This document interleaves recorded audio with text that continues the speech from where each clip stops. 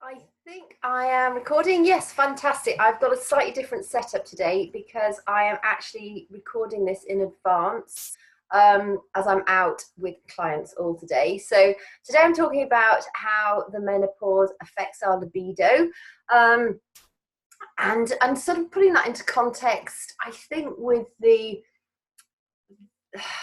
a lot of women struggle with their sexual arousal, sexual desire, and I think the more people that I chat to, the more it becomes apparent that actually this is something that so many women are struggling with, and it's not just a menopause related thing. I think as we go through the menopause and our hormones start to fall away, certainly it has a negative impact on our sexual desire. However, I mean, that happens to men too. As we get older, their testosterone levels decline. So it's not just a female related thing. And I think there's so much pressure on us and men in general these days to sort of be feeling as though we should be these machines that have this amazing libido and this unsatiable desire, when actually we're all so frazzled, we're all so tired, and there are so many stressors in our environment, in our diet and everything else that, you know, even it's not just a problem related to hormones. I think also there's a lot of us that have, received negative messages around sexuality as we were growing up.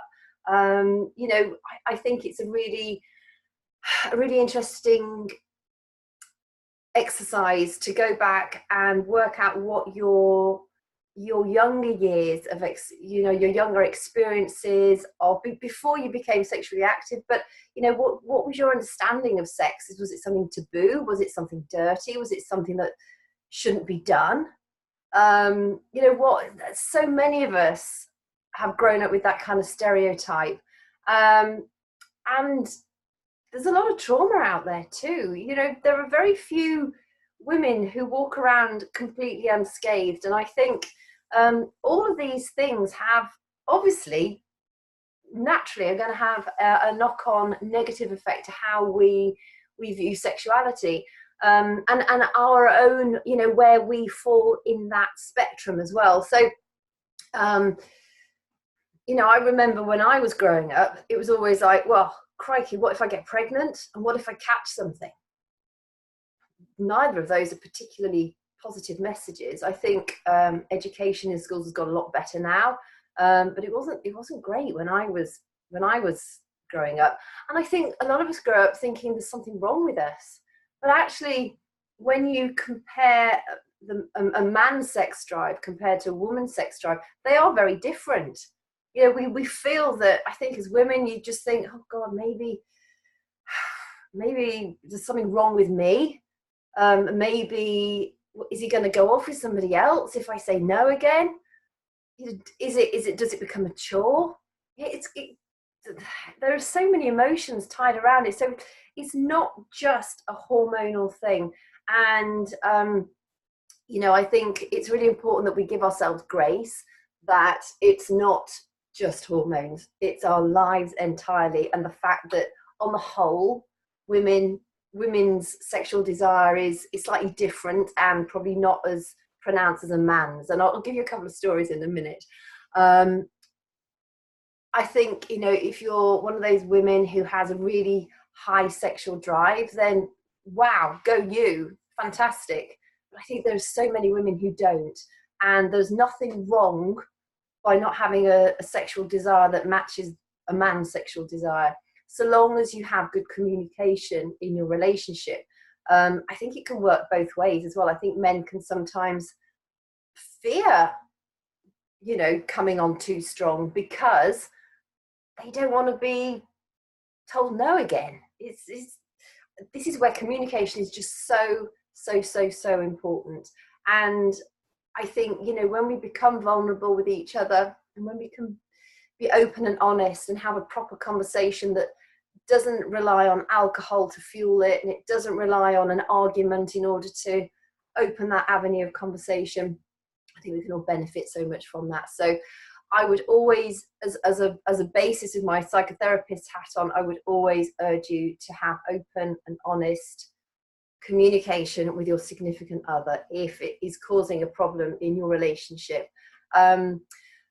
Obviously, through the menopause, our hormone levels are declining, our testosterone levels, we also have that as women, and our estrogen and progesterone are all declining.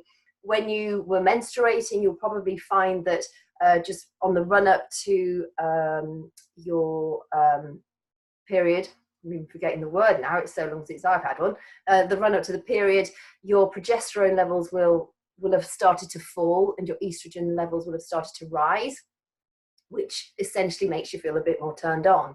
So, you know, that's when generally, if you're going to be getting pregnant, that's kind of the hot spot of the month.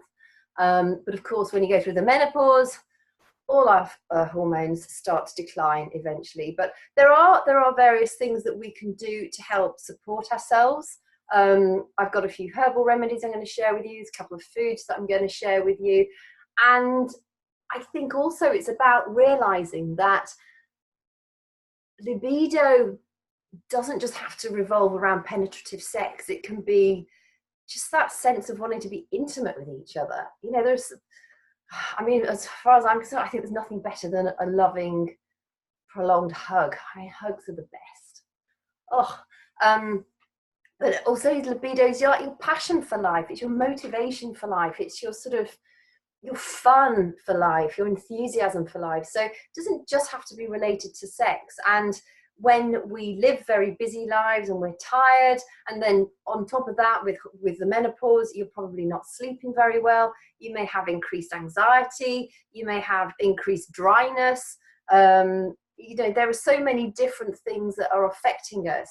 And so there's no wonder really that your libido may have taken an absolute crashing because of everything else that's going on. So, and also our pelvic floor health is affected. The last week's Menopause Monday focused on pelvic floor health.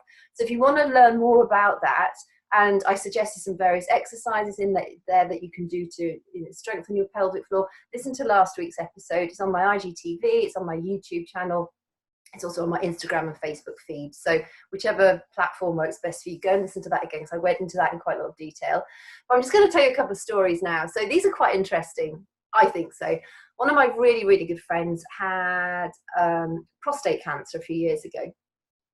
And as part of his therapy, he was given hormone therapy as part of the treatment for it, which meant that essentially he had his testosterone levels reduced.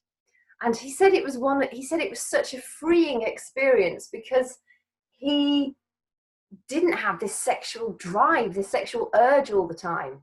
And he doesn't consider himself a highly sexual man either, but he just said it was such a relief to almost feel like he was more in touch with his emotions. He said he became much more tearful, much more talkative. I think he was, he got a little bit of an understanding of what it is like to be a woman. And but he was removed from this pressure, he called it, to feel sort of sexual stimulation. And he really missed that sort of freedom when his hormone therapy was stopped. And then another story is of this lady who was blind, who actually regained her sight after many, many, many years of being blind.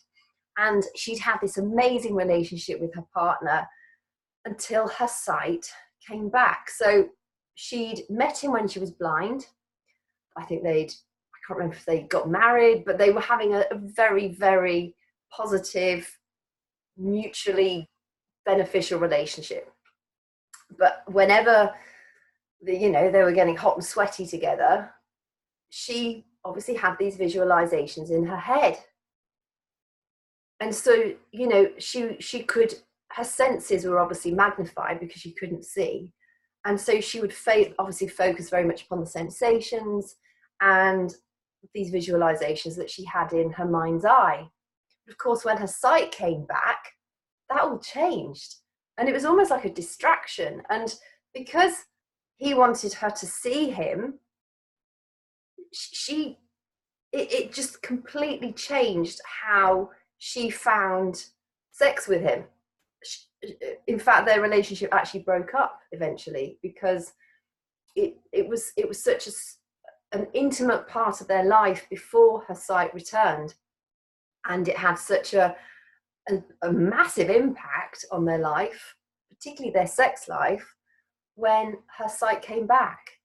And it didn't work out long term because of the fact that she didn't have this imagery that she relied on in her head beforehand. And I suppose also, you know, when your sight comes back, your brain's bombarded again with other stimuli, whereas when she was still blind, her senses, her touch, her smell, her hearing were all magnified to make up for the fact that she hadn't got her sight. So again, I think visualization can be ever so powerful, but again, that's something that I think it's something that you can talk about with your partner if you have that open avenue of communication. I think it's really, really important. So yes, I mean, I think it's pretty obvious. It's a fall in hormones and added stressors that happen in our lives as a result of getting older, but also we just live such busy and frazzled lives. So I think the thing to remember is that there is nothing wrong with you per se. And also consider, is it just since the menopause that you're feeling this way? If it is, it might be that bioidentical hormones work better for you. It might be that HRT works better for you. You might be doing the natural route like I am. And I think if you're doing that, you just have to be kind to yourself and have that open communication with your partner and find something that works well for you. I mean, it's common knowledge that most women need more foreplay because of the way we get stimulated. And I think, you know, it might be that I think it's a great opportunity to actually renew these conversations with our significant others. I haven't got one with your significant others, but just to, you know, to touch base to things, because particularly if you're in a long-term relationship, it's very easy to get stuck in the day-to-day and the general chit-chat, and that you can live life on a very superficial level. But I think this can be used as a really good opportunity to actually have a conversation which you probably both would really benefit from, and just open up that communication and let him help you as well. Let him be part of it. I think, you know, when we think there's something wrong with us and we think it's our fault, we tend to close down, whereas we really need to be opening up, because, you know, a healthy sex life can be so rewarding, or just a healthy intimate life can be so rewarding. And it's a matter of working out what works best for you both. And obviously every couple and every individual is going to be slightly different. So a few things. So first of all, just dealing with one of the obvious symptoms of menopause is vaginal dryness. That's really easy to fix. Just get a lubricant that works for you. Make sure, you know, it's an anti-allergenic one, and, you know, just go and find one that works for you best. And, you know, maybe take your husband shopping and go and do it together, or your partner shopping, go and do it together. Exercise is something I always bang on about, but it should be a cornerstone of all of our health, of our lives, if we're able to exercise, for several reasons. It releases endorphins. So if you're feeling better about yourself, or if you're feeling happier in yourself, it's going to help boost your sex drive. It will help you lose weight if you need to lose weight. It will help you tone up and feel more confident in your body. So that's a benefit. It also helps when we break down muscles. So if we're doing strength training or weight training, and our muscles, when they break down, our bodies actually create testosterone to help rebuild the muscles, which is what helps you get that definition in your muscles and get them toned. And so, you know, that will help you. It will help the body create a small amount of extra testosterone. I mean, in women, it's quite interesting. I was doing quite a bit of research before doing this, because I'd always pretty much assumed that as our estrogen and progesterone levels fall, often our testosterone levels don't fall quite so fast, which is why you can get a bit hairy when you go through the menopause. I've done another Menopause Monday on that as well. I think that was 2 weeks ago. But in actual fact, it's been proven that testosterone actually doesn't have much to do with our sex drive as women. It's more to do with estrogen. So although working out will help your body create more testosterone, it's not necessarily going to have a massive impact, because it has been proven that testosterone doesn't actually make that much of a difference to our libido, as it were. But weight training is great for our bodies anyhow, particularly through the menopause, as our bones start to get more brittle.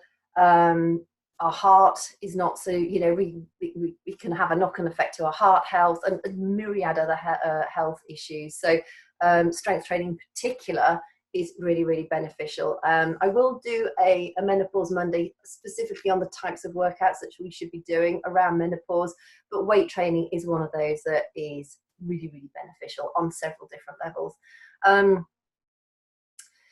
Kegel exercises, so pelvic floor exercises, that's what I discussed last week. And actually, you might just think it's just sort of it's just a matter of strengthening it, and it's just like it's not. You can actually work on strengthening the front and the back and the sides, and the more you get used to doing the exercises, the more you're going to find that you're going to have more control over your pelvic floor health, but it will also help to increase your sort of level of sensitivity when you're actually during sex. So as well as, well, I mean, it enhances on every level. So it also stops you piddling your pants. So that's quite important too. Herbal remedies. Now, there are a few. Maca is one. I have it daily in my shake. In fact, I've just finished my shake. It's delicious today. I did a banana cream chia seed extravaganza. It's lovely. But that's got maca in. Maca's known as the Peruvian Viagra. It's got so many different health benefits, but one of those is to enhance the sex drive and your energy levels. And it's also been proven to help with male infertility. It helps you with hot flushes, helps you with sleep issues. It helps protect your bone health. I mean, maca it's just a powerhouse of goodness. It comes from the Andes, grows very high up. It's a sustainable crop because nothing else can grow above it. It's one of those that is a really good extra supplement to take daily, every single day. It's got quite a nice flavor too. I like it. It's very earthy flavor. Tribulus, also known as puncture vine. It's native to Asia, and it can help with your arousal, also helps with male infertility again, can also help with lubrication. But there have been numerous studies that have shown how, against placebo and studies with tribulus, and the people that were actually on the tribulus just saw incredible results compared to the placebo study. So, it does, again, it's one of those herbal remedies that is ever so effective for sexual dysfunction, sexual arousal, everything around that sort of envelope. And ginseng as well. Same thing, can help increase your sexual desire, also helps men with erectile dysfunction. So, make sure to, so it's ginseng, maca and tribulus. Now foods, there's a couple that stand out. Dark chocolate, yay, get in, love my dark chocolate. But you want cocoa solids above 75%. Dark chocolate is like one of the best superfoods, apart from the fact it's absolutely delicious. But it's just packed full of antioxidants, basically. It's also very high in magnesium, which helps to calm us. It's also really good for muscle rehabilitation, the nervous system. It's kind of like helps the body to relax properly.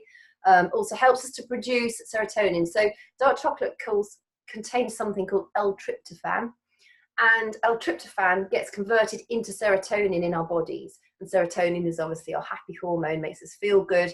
So chocolate is one of those foods that contains L-tryptophan.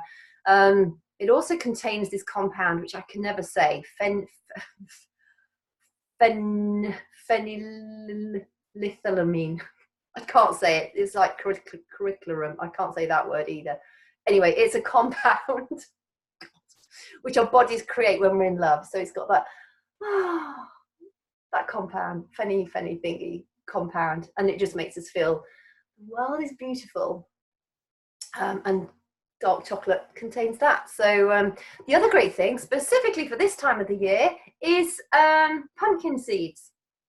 I mean, guys, this really gets me. So many of us just like chop away at a pumpkin, make it look like this crazy thing, stick a candle in it, and we don't do anything with the flesh or the seeds. I mean, pumpkin soup, it's delicious. And the seeds, you can roast them, you can put them out for the birds if you don't like eating them. You can eat them raw. I mean, pumpkin seeds are fantastic, and they're also very high in zinc, which helps us, you know, alleviate our mood. Also very good for sperm production. I mean, zinc's really, really good for us, but specifically for our sexual health, men and women. It's also loaded with various vitamins that are going to help us, and it contains arginine. Tomatoes. I'm really good at these complicated words, but that boosts sexual health in both men and women. So, I mean, just go and eat lots of pumpkin seeds and dark chocolate. It's just like, get in there and sprinkle, maybe have some Greek yogurt with some dark chocolate and roasted pumpkin seeds, and maybe a scattering of maca powder on the top. Yum, sounds fantastic. So that's pretty much it, really. I mean, I think one of the core things is open communication with your partner. It is so important because, I mean, sex is one of the most intimate, or it should be one of the most intimate things that happens in your relationship. And you really need to be able to talk openly with your partner about it. And like I said earlier, maybe if your sort of sex life's got a bit sort of jaded and a bit sort of run of the mill, it's a bit of a chore, it's a great opportunity now to actually open up that conversation and make it work for you both. I think as women, I don't know, maybe I'm wrong, but I think a lot of women that I speak to, we feel that we're the ones at fault because we don't have such a strong sexual desire often. I mean, I know there are a few exceptions, but the majority of us don't as men. And I think that could be a real point of contention sometimes, particularly when, I mean, again, I make a very sweeping statement, but, you know, if you are the one that looks after the house and you're the one that looks after the kids and you're the one that goes out to work, you know, unless you're really lucky and you've got a super supportive husband, a lot falls on our plates. And then on top of that, our sexual desire often naturally isn't as high as the man's. And then he wants to get it on when we go to bed. All we want to do is collapse and go to sleep. So this could be a really good opportunity to have a chat, you know, open that conversation with your significant other half, and claim your right to it, claim your power to it. You know, I don't think you should go in tiptoeing either. I mean, this is a really important subject for you as well as him. And if you're in a same-sex relationship, brilliant. You know, maybe it's easier for you both to understand that. But if it's, you know, if it's man and woman, I think there are a lot of women out there who feel a bit shortchanged. So, and lastly, chat to your girlfriends. It's been proven again, if you can chat openly, not necessarily about giving advice, because as women, aren't we a nightmare? We all want to give advice. We all want to have the ultimate solution. But I think if you're able to chat openly with a circle of girlfriends, maybe even get together once a month and have a chat and support each other. That has actually been proven. Literally just talking and sharing your stories has been proven by 26%. I don't know where they get this figure from, but to increase your own personal sexual desire just by chatting with other women who are going through the same sort of thing. So, you know, bear that in mind too. Maybe start like a book club and have a chat about your various sexual stories as well. And I think when we unite as friends and when we start to break down some of these taboo barriers, and I think you'll also realize that you are not alone. You probably think you're the frigid one, you're the one that just can't be bothered, you're the lazy one, you're the one that just isn't doing what they're supposed to do in a positive marital relationship. It's not like that at all. Most of us feel that way. So anyway, I hope this has helped. Sorry it's not live today, but it's just the way this week's going. And yeah, any comments, obviously leave them below. And if you've got anything you'd like me to cover in a future Menopause Monday, either send me a private message, leave me a comment, and I'll make sure to schedule that in. So thank you so much for joining me, and I hope it has been of some kind of help for you. I hope the quality of the video and the sound was okay. And I'll catch you guys soon.